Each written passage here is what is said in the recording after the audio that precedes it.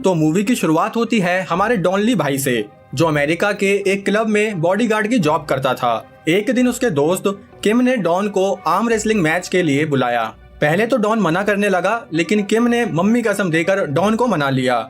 अब ये दोनों क्लब की दूसरी साइड पहुंचे, जहां लोग अपने पहलवान पर शर्त लगा रहे थे, लेकिन डॉन पर पैसे लगाने के नाम पर सब हंसने लगे। डॉन का मैच इस अमूल माचो से होने वाला था।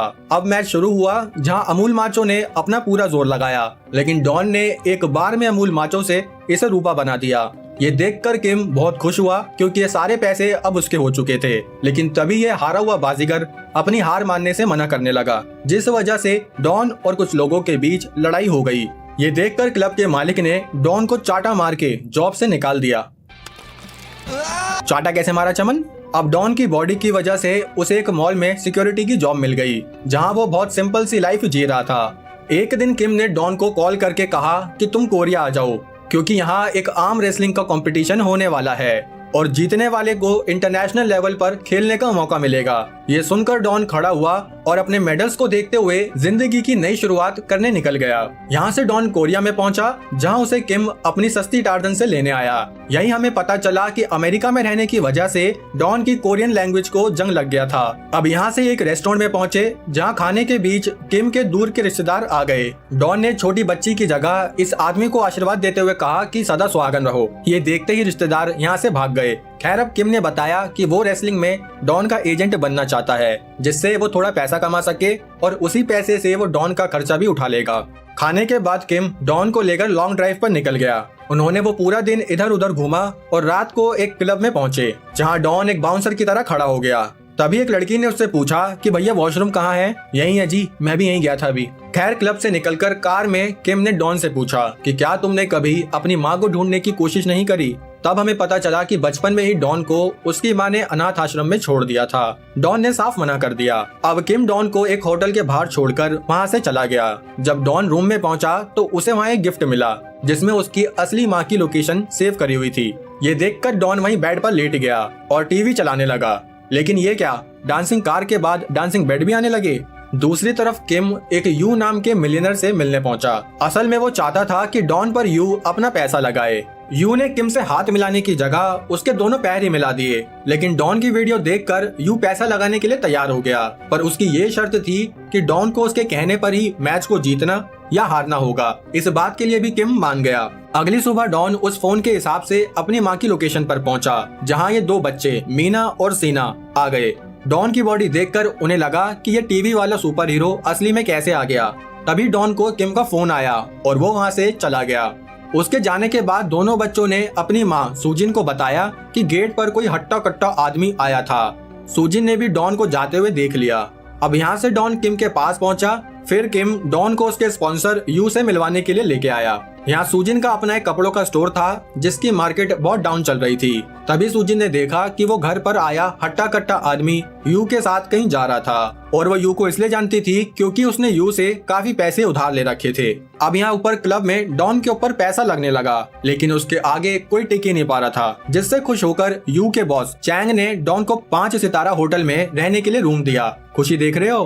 तभी किम को यू का मैसेज आया कि कल के मैच में डॉन को पहला राउंड तो जीतना है, लेकिन दूसरा राउंड उसे हारना ही होगा। ये जानकर किम डर गया कि अब डॉन को हारने के लिए कैसे मनाए। लेकिन जब वो दोनों डिनर कर रहे थे, तब इस बात के लिए डॉन आसानी से मान गया।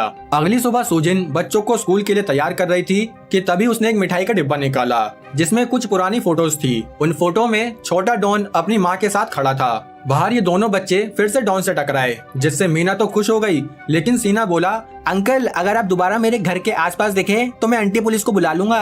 यहाँ से सीन कोरिया के नंबर 1 आर्म रेसलर कॉम्बो पर आया, जिसे यू ने फोन करके शाम को अपने क्लब में बुला लिया, ताकि डॉन पर मोटा पैसा लगाने से पहले वो उसकी पावर और अच्छे से देख पाए। अब शाम को रेसलिंग मैच शुरू हुआ, जहां सबसे पहले डॉन से भिड़ने ये 7 फुट का आदमी आया, लेकिन डॉन ने 7 फुट को 7 फुटिया बनाने में ज्यादा देर नहीं लगाई। तभी सुजिन भी वहाँ अपना वो मिठाई वाला डिब्बा लेके पहुँच गई, जिसके साथ यू बदतमीजी करने लगा, क्योंकि उसे सुजिन से अपना कर्ज अभी तक नहीं मिला था। ये देखकर डॉन को गुस्सा आया और प्लानिंग के हिसाब से जो मैच उसे हारना था, वो जानबूझकर उस मैच को भी जीत गया, ताकि यू का लॉस हो जाए। ये देखकर यू को बहुत गुस्सा आया और किम डॉन को समझाने लगा कि वो हमारा स्पॉन्सर है, इसलिए जैसा वो कहेगा हमें वैसा ही करना होगा। किम समझ गया कि ये सब उस लड़की की वजह से हुआ है, इसलिए वो सूजिन के स्टोर पर जाकर भड़कने लगा। लेकिन तभी उस पर किसी ने ये बैग फेंक कर मारा। असल में ये यू और उसके आदमी ही थे जो किम से अपना लॉस वसूल करने आए थे। पर तभी वहाँ डॉन पहुंच गया और फिर तो छोटी छतरी साइड में हट जा। उनका ऑपरेशन करके डॉन यू का भी ट्रीटमेंट करता कि इतने में वहाँ पुलिस पहुंच गई, जो कि मारामारी करने के जुर्म में डॉन और किम को पुलिस स्टेशन में ले गई। पुलिस ने डॉन को छोड़ने के लिए उसका पासपोर्ट मांगा, लेकिन डॉन का पासपोर्ट उसकी पहली फाइट में ही खो गया था। तभी वहाँ सूजिन अपने बच्चों के साथ पहुंच गई और ऑफिसर से बोली कि मैं डॉन की स्टेप सिस्टर हूँ। उसने पुलिस को डॉन की बचपन की फोटो भी दिखाई और बताया कि ये मेरा भाई है और हमारी माँ अब इस दुनिया में नहीं रही। ये सुनकर डॉन बहुत उदास हो गया, लेकिन इसके बाद पुलिस ने डॉन को छोड़ दिया। उसे समझ नहीं आ रहा था कि वो सूजिन से कैसे बात करे, पर सूजिन ने उसे अपने घर पर रहने के लिए बुला लिया। बच्चे डॉन के घर पर रहने से बहुत खुश थे। सीना ने डॉन को गेट खोलने के लिए कहा और डॉन ने भी अपनी तरह से गेट खोल दिया। कुछ भी कहो, लेकिन अब घर में खुशी का माहौल बन चुका था। तभी यहाँ घर के बाहर ये 3 छपरी सुट्टा फूक रहे थे, जिनको सूजिन भगाने लगी। पर जब डॉन वहाँ आया तो वो खुद दुम दबा के वहाँ से भाग गए। अंदर इन बच्चों को डॉन का ये मेडल मिला, जिसको इन्होंने अपने ही पास रख लिया। डॉन सूजिन पर बोझ नहीं बनना चाहता था, इसलिए वो वहाँ से अपना सारा सामान लेके जाने लगा। पर तभी उसे 2 गुंडे दिखे जो सूजिन से यू का पैसा वसूल करने जा रहे थे। डॉन ने उन दोनों को वहाँ से भगा दिया। तभी इन बच्चों ने डॉन से कहा कि हमें भूख लग रही है। डॉन को भी रियलाइज हुआ कि यू के आदमी सूजिन को परेशान करते रहेंगे, इसलिए उसे सूजिन और बच्चों का ध्यान रखना होगा। अब ये एक हैप्पी फैमिली की तरह रहने लगे।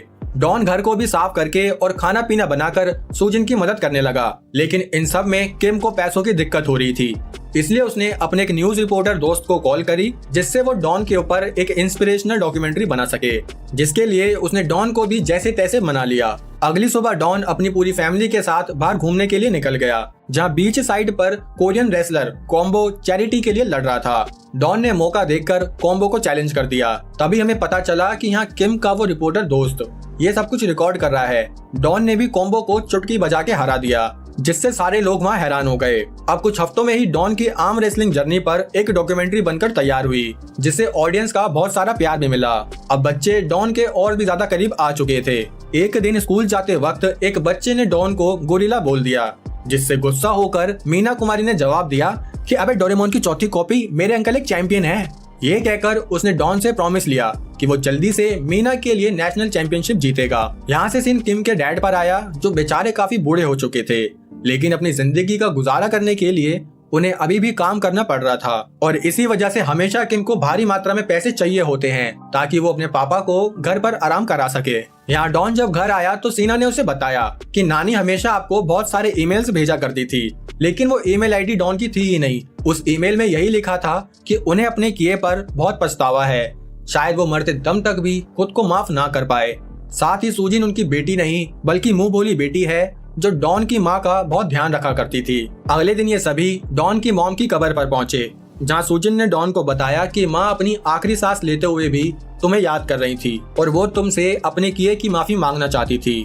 तब डॉन ने सूजिन से कहा कि तुमने मुझे सच क्यों नहीं बताया कि तुम मेरी बहन हो ही नहीं। सूजिन बोली कि मैं बस बताने वाली। तब डॉन बोला कि मुझे लगा मुझे एक परिवार मिल गया है, लेकिन मैं गलत था। ये कहकर वो वहाँ से जाने लगा। तभी किम भी उसे रोकने आया, पर डॉन गुस्से में बोला कि तुम तो रहने ही दो यार, तुमने बस हमेशा मेरी पावर से खुद का फायदा कैसे हो, बस यही सोचा है। यहाँ से सीन यू पर आया, जिसने चैंपियनशिप के लिए एक बड़े डेंजरस रेसलर बॉन्ग को हायर कर लिया। बॉन्ग अपने अपोनेंट को हराने के साथ साथ उसका हाथ भी तोड़ देता था। खुद की पावर बढ़ाने के लिए बॉन्ग ने ड्रग्स का भी काफी यूज किया था। चैंपियनशिप के लिए डॉन भी अपनी पूरी जान लगाने लगा। आखिरकार वो चैंपियनशिप का दिन आ ही गया। यहाँ घर पर बच्चों को याद आया कि उन्होंने डॉन को वो मेडल वापस दिया ही नहीं, इसलिए वो दोनों डॉन का मेडल वापस करने चैंपियनशिप में चले गए। जहाँ सूजिन के एक दोस्त ने फोन करके बताया कि तुम्हारे बच्चे यहाँ स्टेडियम के बाहर खड़े हैं। सूजिन भी जल्दी से अपने बच्चों को लेने के लिए स्टोर से निकल गई। अंदर चैंपियनशिप स्टार्ट हुई, जहां डॉन, बॉन्ग और कॉम्बो तीनों दूसरे रेसलर से लड़ते हुए सेमीफाइनल में पहुंचे।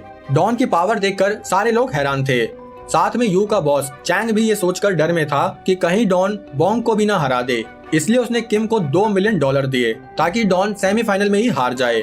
जब ये बात किम ने डॉन से कही तो इस बार डॉन ने हारने से साफ मना कर दिया, क्योंकि अब वो खुद को प्रूव करना चाहता था। ये सुनकर किम को थोड़ा दुख हुआ, क्योंकि उस पैसे से वो अपना सारा कर्जा उतार सकता था। अब ये बच्चे भी डॉन का सेमीफाइनल मैच देखने लगे। डॉन ने दोबारा कॉम्बो को हराकर फाइनल में अपनी जगह बना ली। डॉन के जीतते ही यू के आदमी किम को मारने लगे, लेकिन डॉन ने वहां पहुंचकर किम को बचा लिया। ये देखकर किम बोला कि डॉन, अब तुम्हें जीतना ही होगा मेरे दोस्त, मुझे पैसों से कोई लेना देना नहीं है। अब यहाँ फाइनल मैच भी शुरू हुआ, जिसमें डॉन का मुकाबला बोंग से होने वाला था। मैच शुरू हुआ जिसमें बोंग ने जानबूझकर डॉन के अंगूठे को नुकसान पहुंचाया ताकि उसके पूरे हाथ की पावर कम हो जाए। ये मैच देखते हुए डॉन की फैमिली भी उसके लिए चीयर कर रही थी।